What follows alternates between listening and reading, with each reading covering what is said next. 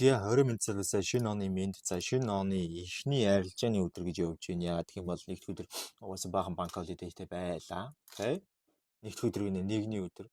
За 5 дахь өдөр өнөөдөр бас арилжаа гарахгүй шиж магадгүй юм. За ер нь яг хөө зөвөр энэ үндсэн эхний одоо нэг сард маань ер нь юу болох гээд байна харъя. За Монтли дээр бол хөдөлгөөн Монтлигийн ампын тренд баян зонтой байгаа. За Трейсм дээрээ импульс бол явахсгүй хэмжээний өсөлтийг бол хийж гисэн байгаа. Удахгүй Трейсм төлөв ирэх магадлал маш өндөртэй байгаа тийм. Окей. За тэгээд weekly дээр ампын тренд баян зонтой Трейсм төлөвийн Fibonacci-ийн 38.2-тэй импульс явж байгаа байдалтай. За үнэтэй хөдөлгөөн маань ерөнхийдөө дээшээ импульс хөдөлгөөн явах боломжтой ч гэсэн өмнө өрөөлөө нэг брейкийг нийцүүлдэг уналт эхэлчихнэ гэж үзнэ. За тэгэхээр өмнө өрөөлөө одоогоор брейкийг хийсэн юм алга. За тэгэхээр импульс хөдөлгөөн явах хэвээр байна. Daily дээр бол uptrend тренд buying зонтой. Daily-гийн ажиглагдж байгаа зүйл нь юу вэ гэх юм бол импульс хөдөлгөөн явсан, Tracing хөдөлгөөн ирсэн 38.2 дээр дарж байгаа. Эндээсээ хэрвээ үнэтэй хөдөлгөөн маань Daily-гийн одоо энэ орой харагдаж байна. Энэ орой брейк хийсэн байгаа хөдөлгөөн харагдаж байна. Энэ брейкийн амжилттай болчих юм бол хөдөлгөөн бол доошоо weekly-гийн брейкийг нэгийнэ. Тэгээд тэр чигтээ ерөөсөө доошоо унах боломжтой болно. Тэгвэл тэгэхгүй гэх юм бол үнэтэй хөдөлгөөн маань Tracing хөдөлгөөний амжилттай болгоод энэ брейкийг нэг амжилтгүй болгоод хөдөлгөөн энэ оройг дээш нэвдэд импульс хөдөлгөөн боломжтой. Энэ дахиад шинэ all time high бүрдүүлэх маш мундар магадлалтай болж ирнэ. За 4 цагийн хувьд бол яг одоо 4 цаг бол downtrend selling зонтой байгаа. Tracing хөдөлгөөн авчихсан импульс хөдөлгөөн явахгүй failдсэн. Тэгэнгүүтлээ Tracing хөдөлгөөн 70.6 дээр өдөрсөн байгаа. Энэ 78.6 дээр өдөрсөн байгаа Tracing хөдөлгөөн гэдэг чинь ерөөхдөө volume нэлээд алдалттай байна гэсэн үг. Sell чиглэлтэй momentum байхгүй. Buy чиглэлтэй илүү өндөртэй. Тэгэхээр buy чиглэлтэй энэ оройг эвдчих юм бол дээшээ бол шууд би 4473 явна гэж харж байгаа. Хэрвээ энийгээ барьж чадах юм бол үнэтэй хөдөлгөөн доош weekly-гийн спортыг шалгахаар 4270 хавцаа үнэлүү унж орж ирэх боломжтой. За 30 минутын дээр бол хөдөлгөөн 30 минутын дээр маш тогтворгүй хөдөлгөөн хийж байгаа. За ер нь бол 30 минутын дээр одоо downtrend selling зонтой импульс явлаа, Tracing төрлөө импульс явлаа, Tracing төрлөө гэдэг байр суурьтай байгаа. 4 цагтайгаа зэрэг яваад байгаа гэсэн үг.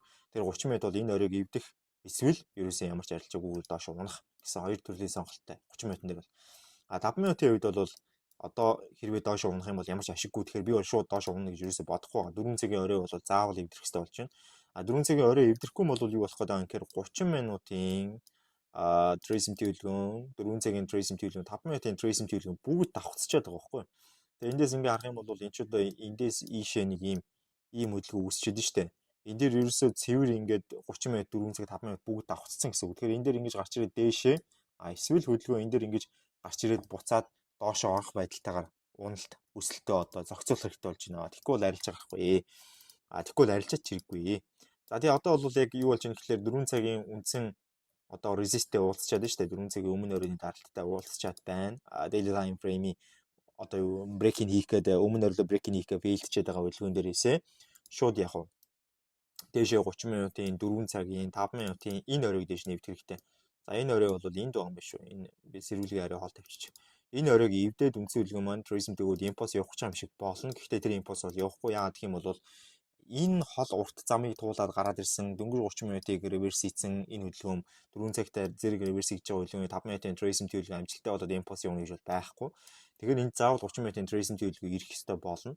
Тэгэхээр 5 минут бол дээшээ гарч ирээд ап явах юм шиг байж байгаа down reverse хийгээд Tracing хөдөлгөөн авчираад импульс явчихгуутлаа буцаж дээшээ аплах үед нь 30 минутын дагуу 4 цагийн дагуу daily time frame-ийн дагуу гэдэг байдлаар 5 минутын цэвэрхэн авторынгийн хөдөлгөөний Tracing хөдөлгөөний оролт ирсэн байт боломжтой болно. Тэгэхгүй 4 цагийн өмнө оролоо брейкинг хийгээд Tracing төгчвөл бас сейлдэж болно. Энэ сейл маань daily time frame-ийн үндсэн өмнө оройн даралт одоо дэмжлэг болж өгч байгаа спорт руу очих хэвээр. Тэрнлүүгээ брейкинг хийжүүл тэгээ ойлгомжтой шүү дээ тийм. Ер нь 4 цагийн одоо яг энэ орой дээр rejected болоод daily time frame-ийн энэ орой руу одоо daily time frame-ийн энэ орой руу брейкинг хийгээ орж ийн гэдэг чинь доош унах боломжтой болоод төрчих واخгүй. Тэгэхээр 5 минутын дээр би бол энэ хоёр стопыг одоо харж байна. Хэрвээ доошо брейкинг хийвэл юу болох юм те? Дээшээ гарч ирээд үндсэн хөдөлгөөн маань ингээд реверс хийгээд Tracing хөдөлгөөгөө яваад юу болох юм бэ гэдэг энэ хоёрыг харж байна. Тэгээд ямар ч байсан өнөөдөр арилжахгүй ч байсан асуудал байхгүй. Ер нь өнөөдөр баг арилжаа гарахгүй байх. Харин ирэх нэгд өдрөөс бол халуухан зүйлс эхлэхээр харагдаж байна залуусаа. Тэгээд бүгдээр нь амжилтсээ Jarlbex байлаа. Тэгээд шинэ оны мэнд одоо тэгээд энэ ондоо хүсэл зорилго мөрөөдөл болгоно бүгд биелэх болтугай. Бүгдээр нь маш их хэмжээний ашиг, орлого, амжилт, эрүүл энх аз жаргал бүхнийг хүсье.